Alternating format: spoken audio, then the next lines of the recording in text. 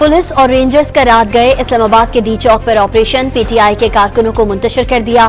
एहतजाज की क़यादत करने वाले बुशरा बीबी और अली अमीन गंडापुर गायब, सैकड़ों कारकुनान धर लिए गए।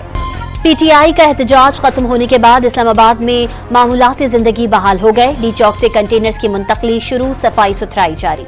फाइनल कॉल मिस कॉल निकली। वजीर इत्तलात अताउल्लाह तारड़ का तंज, दावा किया अली अमीन गंडापुर दूसरी बार भी एहतजाज छोड़कर भाग निकले।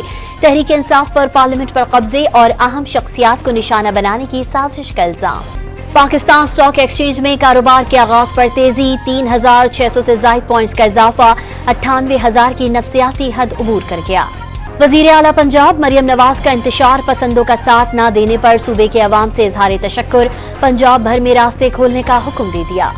हुकूमत पंजाब ने कंटेनर्स लगाकर अटक पुल दोबारा बंद कर दिया। पुलिस की भारी नफरी तैनात, इक़दाम पीटीआई रहनुमाओं की गिरफ्तारी के लिए किया गया। पीटीआई हमेशा पाकिस्तान को डीरेल करने की कोशिश करती है। सिंध के वजीर इत्तलात का शर्जील मेमन का इल्जाम, वाज़े किया पार्टी अच्छी है मगर लीडर अच्छा नहीं, कौम को आंखें खोलने और एहतजाज का सिलसिला खत्म करने का मशवरा। डेरा गाजी खान की सरहदी चौकी लखानी पर खारजी दहशतगर्दों का हमला पुलिस ने नाकाम बना दिया।